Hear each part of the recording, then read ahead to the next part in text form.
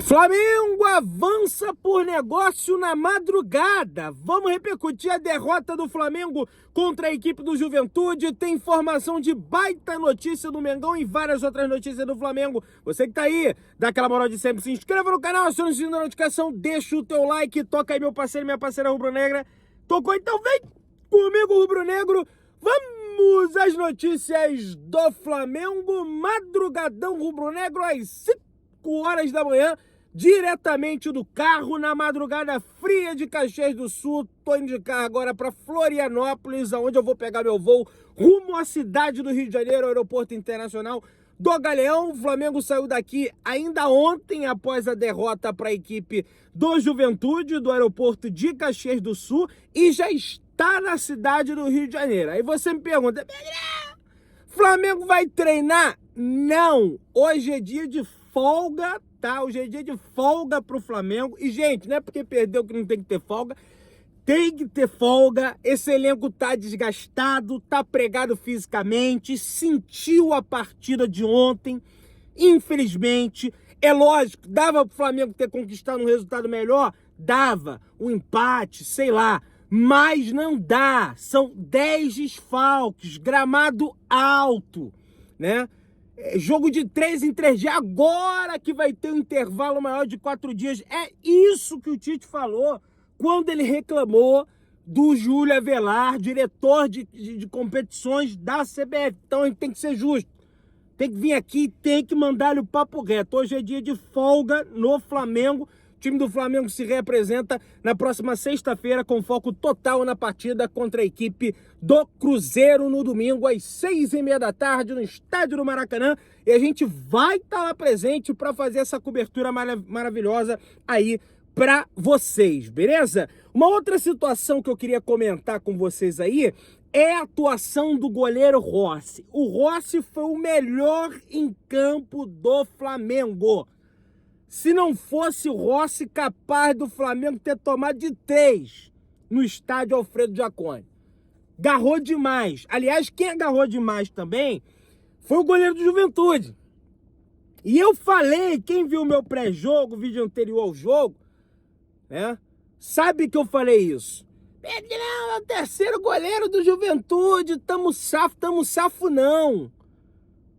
O cara tava 5 meses sem jogar, agarrou, parecia que era o Manuel Neuer. Pegou tudo, catou tudo. E mais um pouco, né?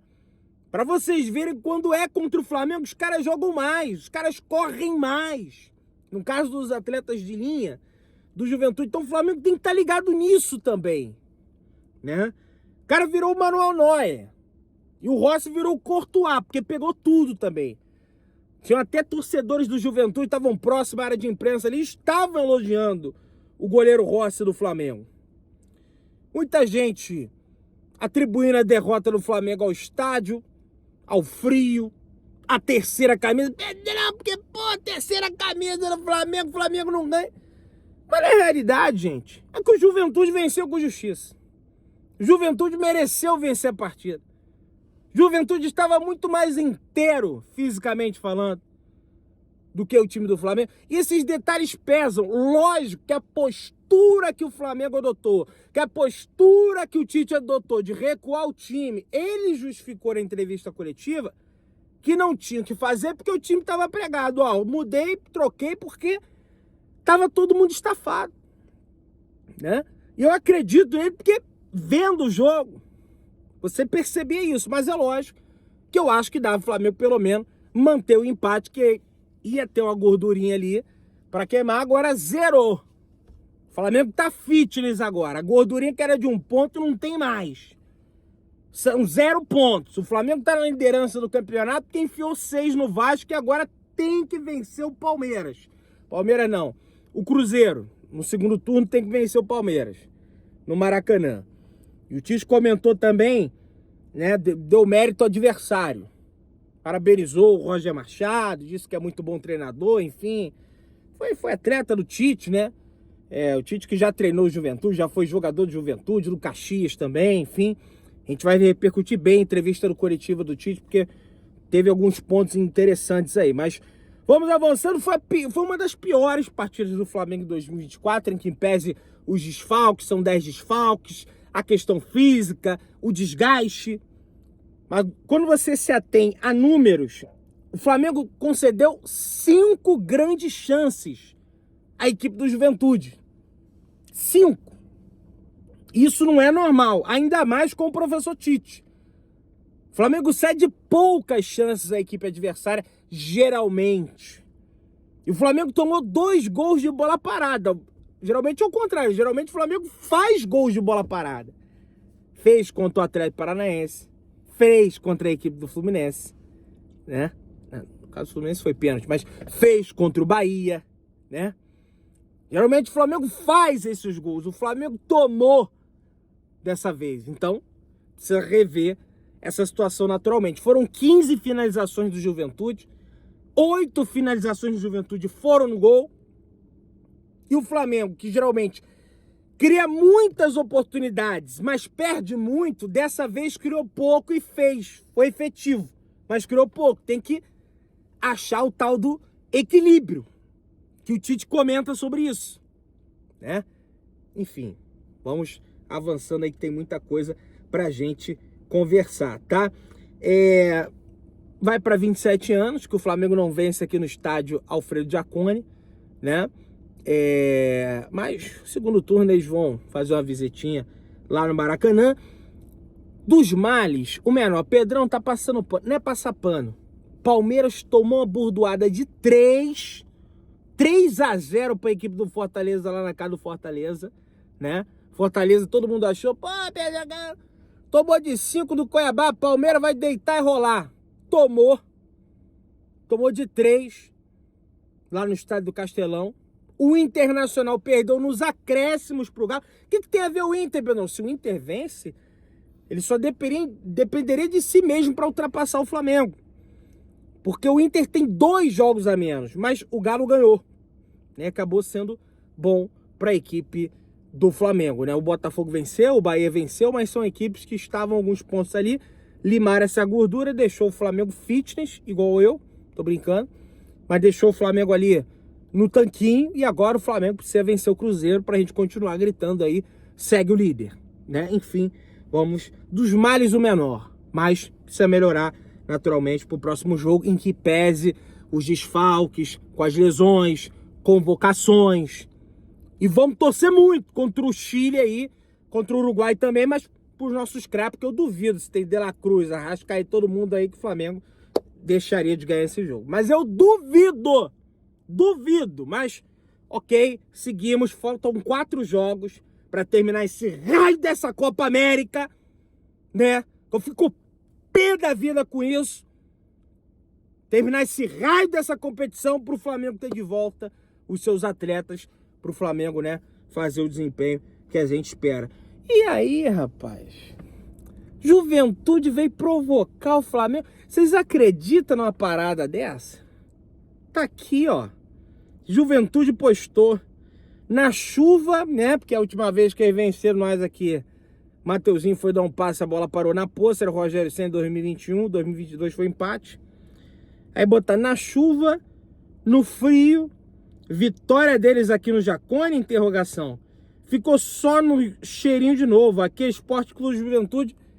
Rapaz, o Juventude tem 110 anos de história, tem um título, tem uma Copa do Brasil. Tem gerações de Juventude que nem viu o título. Os caras querem provocar o Flamengo. Como é que pode isso? Quer ganhar engajamento, quer ganhar mídia, naturalmente, né? E tá ganhando. Eu aqui no canal Mengão Melhor já tô falando. E entre outros por aí também estão comentando essa situação. Mas tá tudo bem, tudo certo, é do jogo. Provoca aí, comemora pro segundo turno. Tem Maracanã, eu tenho a menor dúvida, o Flamengo vai amassar vocês no Maracanã com Arrascaeta, De La Cruz e companhia. Mas vamos lá. Pedro, artilheiro isolado da temporada. Em 31 jogos, são 28 gols do Pedro. E já é o 6º gol do Pedro de peito, 26 gols corrigindo, do Pedro em 31 partidas. E é o 6º faz gol de qualquer tipo. Faz gol de perna direita, faz gol de perna esquerda, faz gol de peito, faz gol de cabeça, faz gol de joelho. Ele que fez gol de joelho, né? Lá contra a equipe do Amazonas. E é o 6º gol de peito do Pedro. Vocês sabiam do negócio desse? Vamos avançando aí, minha gente. Fabrício Bruno fala do gol que o Flamengo tomou de bola parada. O primeiro, né? Ele falou no intervalo. A gente sofreu gol em uma bola parada. Tomamos pouco gols assim. Agora é corrigir. Pois é, toma pouco de fato. Pelo contrário, faz gols assim. Mas tomou logo 2. E 2 no primeiro pau. Né? Primeiro ali no primeiro tempo e o outro no segundo tempo. Precisa ser corrigido. Um de falta e outro de escanteio. Tem que corrigir isso aí. O time do Tite geralmente não toma gols ali de bobeira, de bola parada. O Rossi, que para mim foi o melhor em campo do Flamengo, que está o melhor em campo da partida, comentou também sobre o jogo. O campo estava um pouco alto. Atrapalhou um pouco nossa bola rápida. De fato estava alto. Ele não tá mentindo, não. Eu tava lá, olhei o gramado e falei, tá alto. Comentei com o Gordola, comentei com o Marquinhos. Essa situação aí do gramado alto, e o Rossi também comentou isso aí. Aí ele falou aqui: o Juventude fez um grande jogo. É olhar pra frente e pensar no jogo de domingo. Mudar o chip e pensar no jogo de domingo. Exatamente. Perdeu. Tem como mais voltar atrás, é pensar no jogo de domingo e recuperar esses pontos aí pro Flamengo. Né? Vamos à entrevista coletiva do técnico Tite. Vamos repercutir. O Flazoeiro fez uma pergunta interessantíssima pro Tite, que foi sobre o Matheus Gonçalves. Por que o Matheus Gonçalves não entra? Entra o Vitor Hugo, que é um meia que joga mais recuado ali. Joga no meio campo, jogando do lado direito, mas não entra o Matheus Gonçalves. E comentou o Tite. As opções táticas são de jogadores que estão treinando e já tem rotina. O Vitor tem jogado muitas vezes nesse setor. Se você pegar uma retrospectiva de quantas partidas ele entrou nesse setor, não é improviso. Né? Porque o Flazoeiro disse que o Vitor Hugo estava ali improvisado, e eu concordo com ele. Para mim, o Vitor Hugo estava ali improvisado. Ele não é naquela posição. Ele não vem num grande momento. Por que não dar mais oportunidades ao Matheus Gonçalves? Pedrão, mas Matheus Gonçalves é o quê? Tá, mas o Vitor Hugo recebe até agora, né? Ano passado fez bons jogos, né? Ano passado fez um gol num Racing importante pro Flamengo, mas não vem jogando bem. Poderia dar oportunidade ao Matheus Gonçalves, né? Enfim. E falou sobre a parte física, o Tite. Vamos ler aqui. Considero todos os atletas, a mobilização deles. Se não fez mais, é porque não podia. Fisicamente foi desgastante. Quando se faz uma sequência de jogos assim, há um decréscimo humano. Tinha atletas que tinham necessidade de trocar. O desgaste físico, ou seja, eu reclamei muito porque o time recuou. O Tite justifica isso? Não recuei. Troquei porque não tinha mais como. Não tinha mais como. E aí talvez eu optou, vamos abraçar o empate, segura o empate aí. Um pontinho, aliás, o Carlinhos entrou muito bem no jogo, tá? O Carlinhos, pra mim, a gente vai ficar revoltado agora. Mas pra mim o Carlinhos fez mais coisa que o Gabigol, viu? Eu gosto do Gabriel, adoro o Gabriel, mas, cara... mas entra pouco minuto. O Carlinhos entrou pouco minuto, pra mim entrou bem. Pra mim entrou bem o Carlinhos. Não sei se tu acha também, Gordão? Mostrou mais do que o Gabigol. Mostrou mais do que o Gabigol.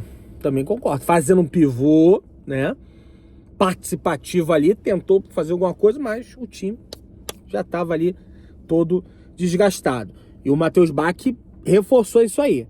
A gente vem numa sequência de 5 jogos seguidos de meio de semana e final de semana. Podemos melhorar algumas coisas no treinamento. Vamos olhar, analisar, para que não se repita mais, né?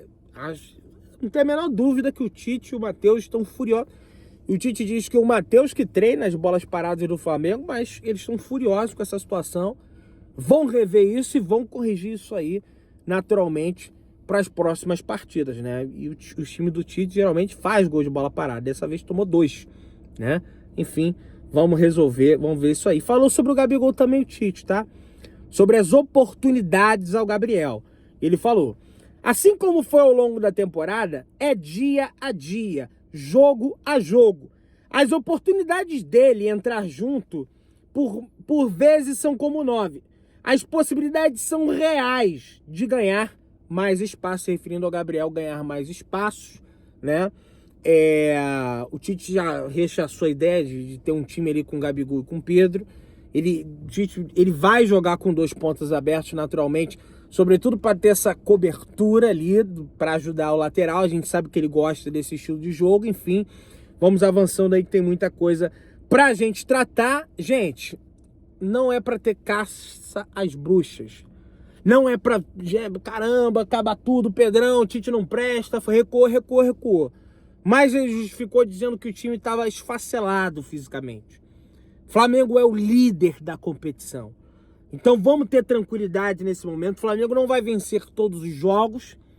E foco no domingo e depois na quarta-feira de novo, onde nós vamos para Minas Gerais, onde o Flamengo vai jogar contra a equipe do Atlético Mineiro. De acordo com o jornalista Lucas Tanaka, o Atlético Mineiro desistiu da contratação do nigeriano Shola, emprestado ao Flamengo. O clube mineiro encerrou as tratativas devido a um certo leilão pelo atleta, inflando o seu valor. Shola está emprestado ao Flamengo até o dia 31 de julho, pelo Remo Star da Nigéria. O mais querido tem a opção de compra de $500 mil por 70%.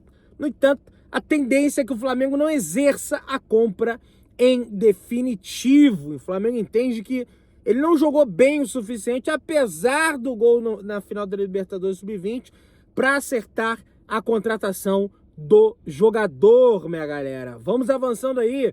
Mudança do local Bolívar e Flamengo, Pedrão. Que história da carochinha é essa? Deu bom pro Mengão? O Mengão não vai jogar mais na altitude? Olha aí. Gente, o que acontece?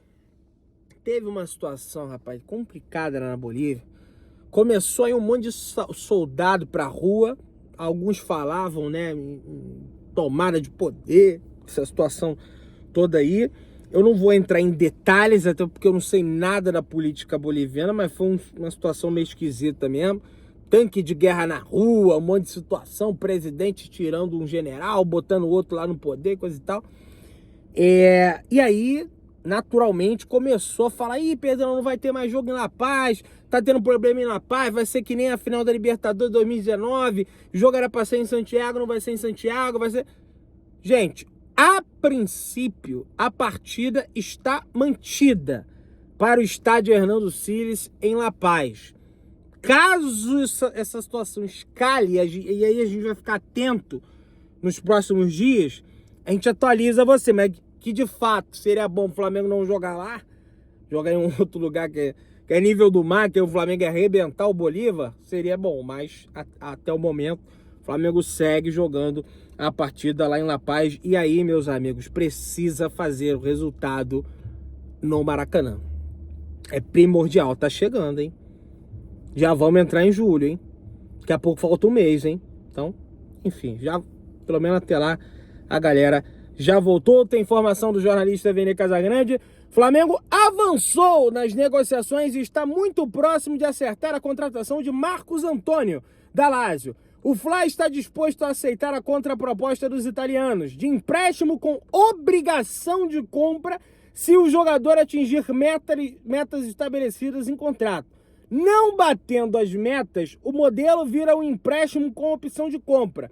O rubro-negro também já optou o projeto, o meio-campista, corrigindo, também já optou o projeto do Flamengo, minha galera. Olha aí, então, Flamengo avançando aí, né, informações aí da madrugada.